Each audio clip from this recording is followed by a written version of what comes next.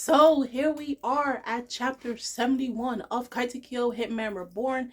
And just before I get into the review of that, within the chapter, it was something I did not notice until I had to look at it several times. And I was amazed by this because we never saw it again in terms of character design. Mukuro had ear piercings. And you might be wondering, yeah, he had it in the inheritance ceremony arc. No, he had it early on, as when he was first introduced back in chapter 60, 63, 64. He had ear piercings. Now, it was inconsistent because some chapters he had like a bunch hair, and then sometimes it will show like one or two piercings. But early on he had ear piercings, so even though you don't see them no more as the manga continues on, I guess Karamano decided, let's just bring back one of his earlier designs. I mean, this is the finalized design of him when he was first introduced, but I guess it was just a callback to when he was first appeared in the manga. He has those earrings and everything. I found that like really cool. I did not even know that until I decided to reread, because like I say, way early on when I first started, I've always reread the manga, but I usually will start from the 10-year arc going up and just read random chapters. I never really start from the daily life going to probably parts of the Vari arc. So the day the anime comes back, when it comes back, we only hope, let's keep that design on Mukuro. It fits him. I love it.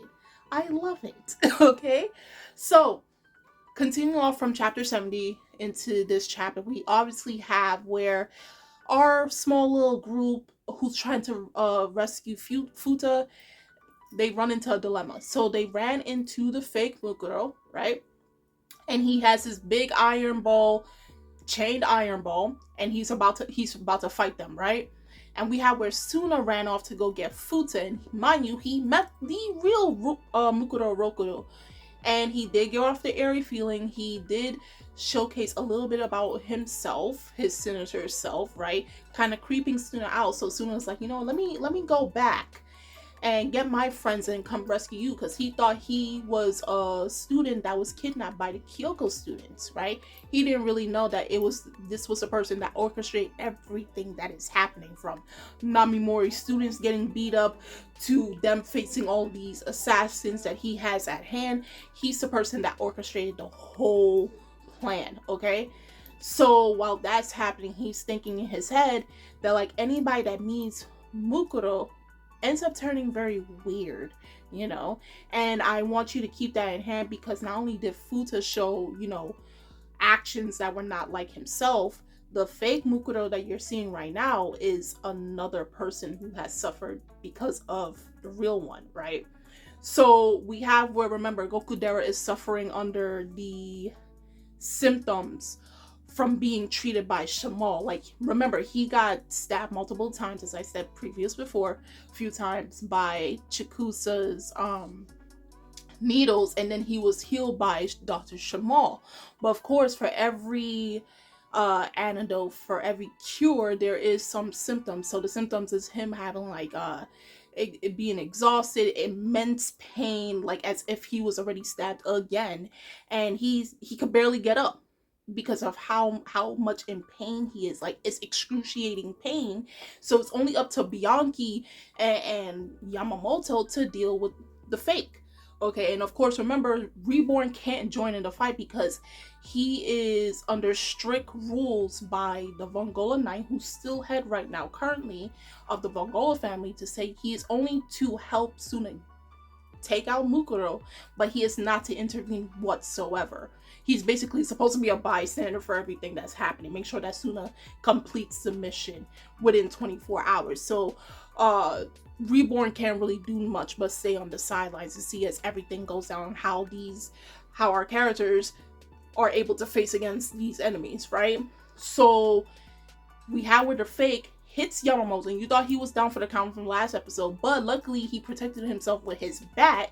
And come to find out how the ball was able to hit in the first place, think of like they showed it like a baseball, where the current of the wind carries the ball. So like think of like a fastball, a curveball, depending on how you pitch it, and then you have the air currents curving the ball or making the ball go straight, hits your target.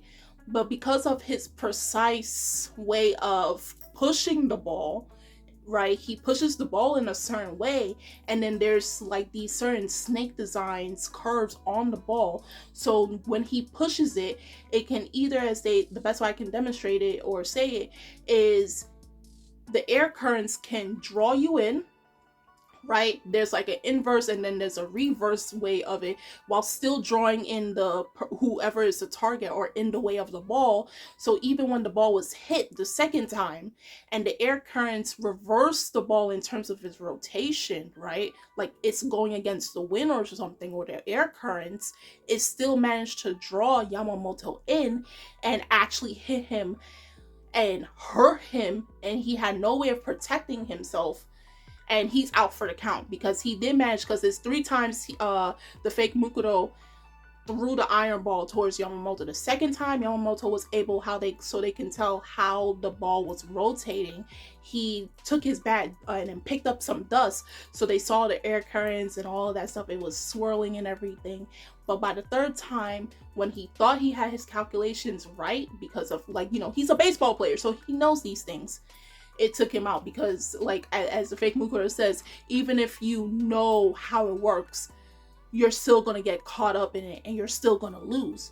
So the only person that's able to stand up to him is Bianchi. And let's be real, Bianchi is more fit as like an assassin that's made to take out somebody on the low. Like, she's not meant for battle.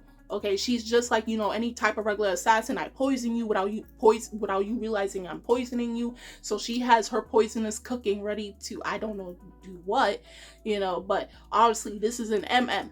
You're dealing with this dude who can lift up like probably a 1 ton, 2 ton iron ball and slam it into you, probably breaking and fracturing multiple organs and bones in your body, you know. So the situation is becoming very dire. Suna ends up, he's running and then he's falling down a cliffside, and he sees who he thinks is Mukuro, and he sees everybody is in danger.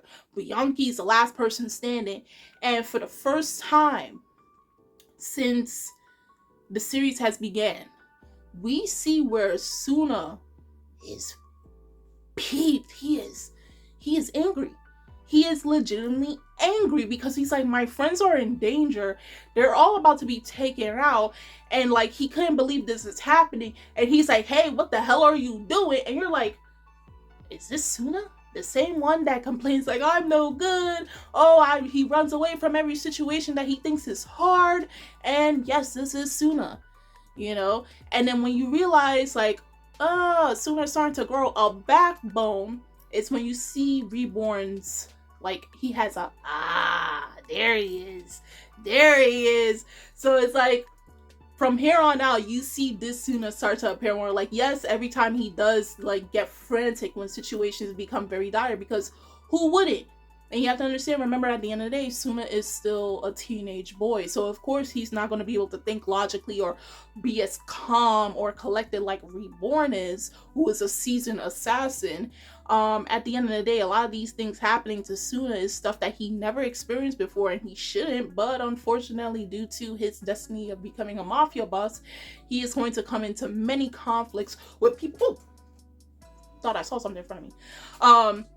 Seeing things that no normal person should be seeing, right? Things he shouldn't be dealing with. So Suna's like, whoa, hold on, only Lambo would do stuff like that, because Lambo will call out, challenge anybody. That's one brave little 5-year-old, but he also is an assassin.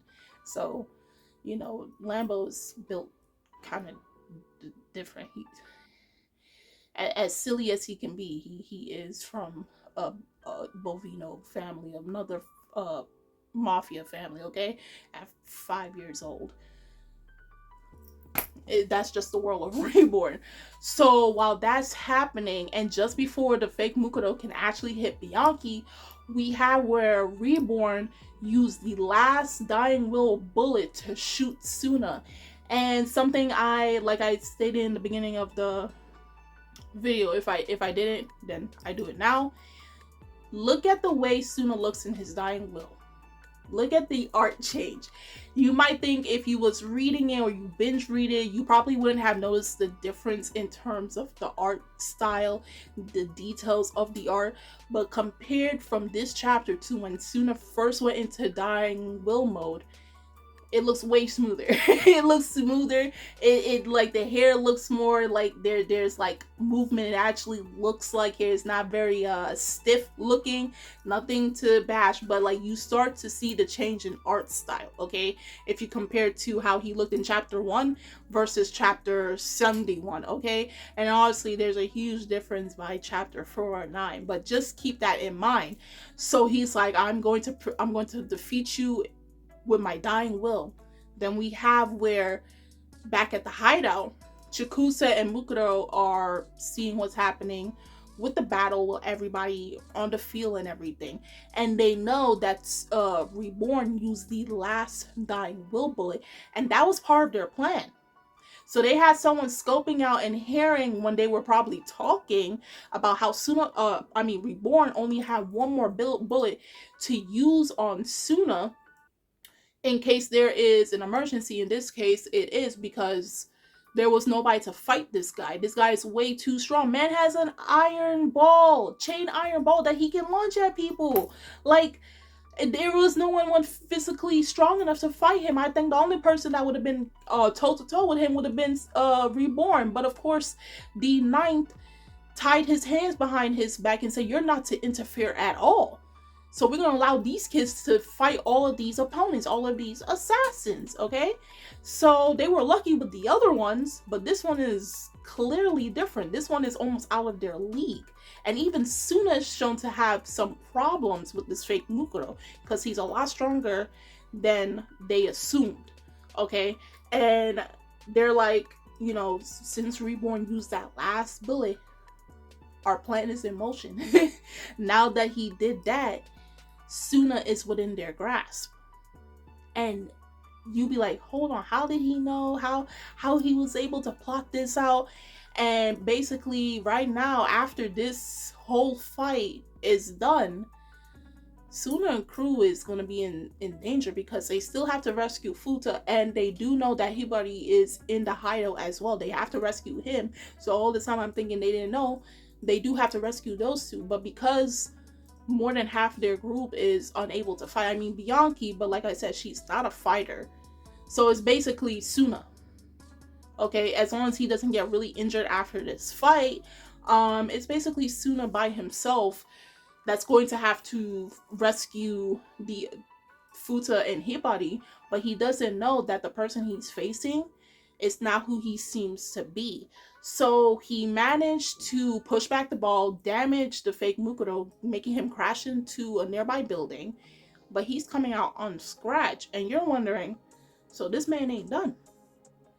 We thought, with the dying will mode, which is basically making Suna almost superhuman, he can't feel pain or anything, but mind you, it only lasts for 5 minutes. So we don't know how long the duration so far when Suna went into dying will mode versus the fake, how long, like how much minutes if a minute or two pass, because dying will mode only lasts for 5 minutes. So what happens when 5 minutes has passed? Will Suna be able to defeat him before the time limit is up, or will Suna have to be innovative and find a way to get around the whole situation, defeat him, and manage to go rescue his friends? And we'll see come the next chapter. Ooh, that sounded like a really cool narrative. Oh my god. So we'll see next chapter, chapter 72. But guys, do tell me in the comments below on how you felt about chapter 71. If you're currently reading the manga for the first time, and if you're watching the anime for the first time, do tell me on how you feel about the manga and then how it was adapted into the anime. Obviously, those who have reread Reborn, do tell me, have you noticed those little changes within the manga in terms of the art style progressing? On top of, now that you look at Mukuro, do you wish he kept his ear piercings throughout the duration of the manga? It adds on to his coolness, you know. Reborn is cool. It's a cool manga, just like Bleach. It's a cool manga. You wish he kept it, right? You wish Karamana would have done it. And the links are in the description box, so you guys can go check that out. And I'm Kimmy-chan of Anime Legends, and I will see you guys later. Bye!